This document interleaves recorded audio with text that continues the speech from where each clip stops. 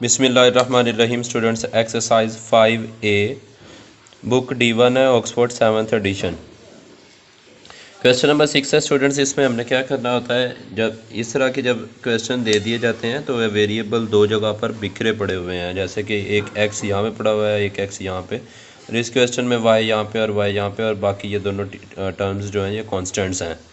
तो इसमें हमें क्वेश्चंस में बाज़ बात पता नहीं चलता कि हमने क्या करना होता है, तो हमने इन ऐसे क्वेश्चंस में इनको वेरिएबल्स को एक जगह पर इकट्ठे करना होता है। लेकिन वेरिएबल्स को इकट्ठे करने से पहले स्टूडेंट्स यहाँ पे जो चीज़ें नीचे जो है वैल्यूज़ हमें डिनोमिनेटर में भी नज़र आ रही हैं, ये फ्रैक्शन हमें प्रॉब्लम करती हैं। या तो एक मेथड होता है आप हम एलसीएम से काम कर लें, या दूसरा मेथड जो मैंने यहाँ पे किया हुआ है वो भी आप अप्लाई कर सकते हैं एलसीएम वाला, उससे भी आपका क्वेश्चन गलत नहीं होगा। अब यहाँ पे इसके नीचे कुछ नहीं है तो 1, इसके नीचे कुछ भी नहीं है तो 1, और इसके नीचे ऑलरेडी 3 है। तो स्टूडेंट्स जिसके नीचे कुछ नहीं है मतलब डिनोमिनेटर में 1 होता है, 1 से डिवाइड करने से किसी भी टर्म पर कोई इफेक्ट नहीं आता, तो नीचे सिर्फ 3 है, तो अगर हम 3 का एलसीएम निकाल तो वो 3 एक ही टर्म है तो 3 ही आ जाएगा। अब जब इक्वल वाली टर्म और फ्रैक्शन में वैल्यूज़ पड़ी हो तो हम नीचे से डिनोमिनेटर को ख़त्म करना चाहते हो तो एलसीएम लेकर उन सब से मल्टीप्लाई करवा दिया जाता है। ये देखें यहाँ पे x है, x एज इट इज़ आ गया, और फिर ये 12 है वो भी एज इट इज़, और इक्वल भी एज इट इज़, -1/3x, ये सारी टर्म्स ये ब्लू से मैंने लिखी हुई, ये एज इट इज़ लिख ली। अब ये 3 3 3 रेड से लिखा है। अब ये एलसीएम जो आएगा उससे हर टर्म को आपने मल्टीप्लाई कर देना ताकि आपके नीचे से फ्रैक्शन वाली वैल्यू कैंसिल हो सके। 3 से इसको भी मल्टीप्लाई करवाया, 3 को मैंने 12 से भी करवाया, और 3 को इस पूरी वैल्यू से भी करवाया। पूरी एक एक हर टर्म से हम मल्टीप्लाई करेंगे, तो इसका बेनिफिट ये मिलेगा कि वो जो नीचे वाली वैल्यू होगी वो उसके साथ हर वैल्यू कैंसिल हो जाएगी। यहाँ पे एक ही थी, यहाँ पे 1 2 3 3 टर्म्स हैं, कुछ क्वेश्चन में 4 भी हैं, तो इस तरीके से करने से किसी भी क्वेश्चन को आप बआसानी सोल्व कर सकते हैं। अब ये 3 से 3 1 3 3 1 3 कैंसिल हो जाएगा। उसके बाद इसको सबसे मल्टीप्लाई कर दें, 3 को x से किया तो ये 3x आ गया, और उसके बाद क्या किया, ये स्टूडेंट्स 12 को 3 से मल्टीप्लाई किया, 12 3 जा तो हमारे पास ये 36 आ गया, और ये कैंसिल हो गया, और x को 1 से मल्टीप्लाई किया x। अब हमने x वाली वैल्यूज़ को रीअरेंज करना है, ये दो जगह पर पड़ी हुई है, ये भी x है ये भी x है। अब ये 3x एज इट इज़ है, ये अपनी साइन जो है माइनस रखता है, x जो है इक्वल के इस साइड पर जाकर, ये देखें इक्वल की दूसरी साइड पर अब ये चला गया, यहाँ पर ये 36 के पहले इस साइड पर था, अब इक्वल के ये दूसरी साइड पर चला गया, x इक्वल की इस साइड पर नज़र नहीं आ रहा, तो ये अब इसका अपना साइन ये प्लस का कर देगा, और यहाँ पे 36 एज इट इज़ ये आ जाएगा। अब 3x + 1x ये 4x हो जाएगा। अब बिल्कुल जो साथ अटैच होती है वेरिएबल के साथ वैल्यू, तो वो मल्टीप्लाई हो रही होती है, हम उस वेरिएबल को फाइंड आउट करना चाह रहे होते हैं, इस वजह से वो उधर 4 जो मल्टीप्लाई हो रहा था इक्वल के दूसरी साइड पर लाकर जो भी वैल्यू ऊपर 36 है तो उसके नीचे हम डिवाइड कर देते हैं।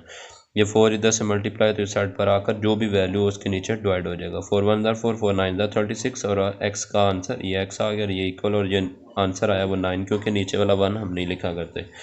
बाकी के बी सी और इसी तरीके से क्वेश्चन सॉल्व करने हैं आपने, कोई भी बिल्कुल भी थोड़ा सा डिफरेंस इसमें ना रखें। बाकी आप एलसीएम जो मेथड से एलसीएम करके और उसके बाद एलसीएम से क्वेश्चन सॉल्व करना चाहते हैं तब भी आप कर सकते हैं।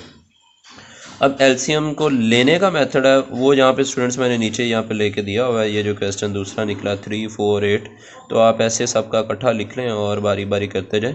अब कुछ टीचर्स का कहना ये होता है कि छोटे नंबर्स पर पहले किया जाए, तो स्टूडेंट्स ऐसा कोई कंसेप्ट नहीं है छोटे नंबर्स का, प्राइम नंबर्स पर चेक करना होता है। प्राइम नंबर्स वो नंबर्स होते हैं जो सिर्फ 1 के टेबल पर डिवाइड हो सकते हैं और अपने आप पर डिवाइड हो सकते हैं। Only have 2 factors, proper factors, इसके अलावा वो ज़्यादा पर डिवाइड नहीं होते, सिर्फ 2 पर ही, 2 नंबर्स पर वो डिवाइड, प्रॉपर डिवाइज़र बात कर रहा हूँ, जो डिवाइज़र्स हैं। डिवाइज़र मतलब पॉइंट वाला आंसर नहीं आना चाहिए, तो फिर वो प्राइम नंबर्स आप किसी पर भी चेक कर सकते हैं। 3 पहले लिख लें या 2 बाद में, से फ़र्क नहीं पड़ता, तो नीचे 1 1 आ जाए, इन सबको मल्टीप्लाई कर लें। ये दूसरे क्वेश्चन के लिए मैंने किया, 2 2 4 4 3 12 एंड 12 2 24। ये मैंने जानबूझ के अंदर 3 लिखा है, बाद में 2 के, ताकि ये आपको कंसेप्ट क्लियर हो जाए कि ये छोटे नंबर वाला कोई कंसेप्ट नहीं होता, सिर्फ प्राइम नंबर पर चेक करना होता है।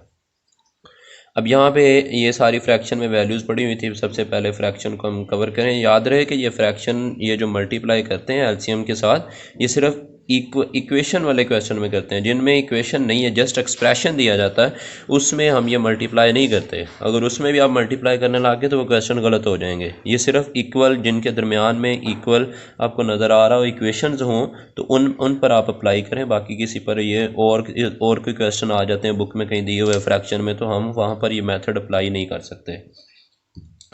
अब स्टूडेंट्स यहाँ पे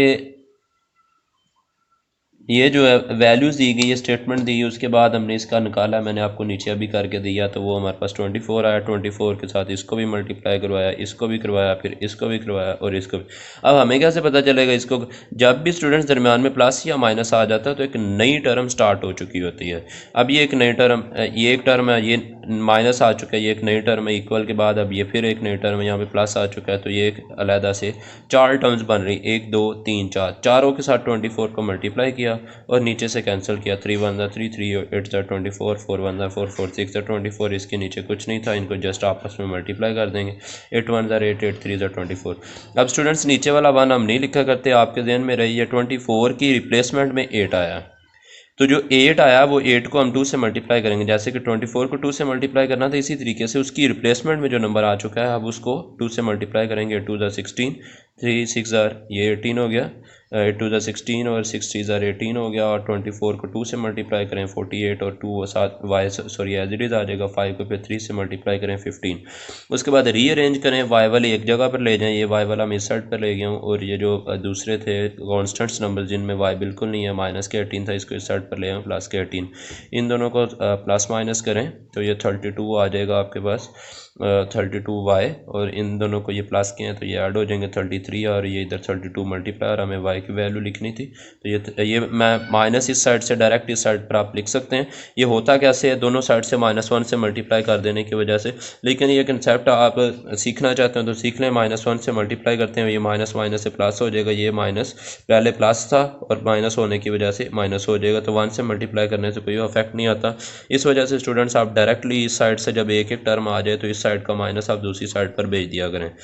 उसके बाद क्या करना है फिर, यहाँ पे ये जो 32 मल्टीप्लाई हो रहा है हमें तो y की वैल्यू से गर्ज है, और ये इधर आकर डिवाइड हो जाएगा। अब ऊपर वाली वैल्यू बड़ी नहीं होनी चाहिए, अगर बड़ी है तो उसे मिक्स्ड फॉर्म में कन्वर्ट करना होता है। ये स्टूडेंट साइड पे मैंने रफ वर्क किया, तो आप इसे राउंड करके इसका आंसर लिख सकते हैं, ये माइनस साथ में एज इट इज़ आ जाएगा। ये ईजी क्वेश्चन है, कोई मुश्किल नहीं है, आप आसानी इन क्वेश्चन को सॉल्व कर सकते हैं। ओके स्टूडेंट्स, अल्लाह हाफिज़।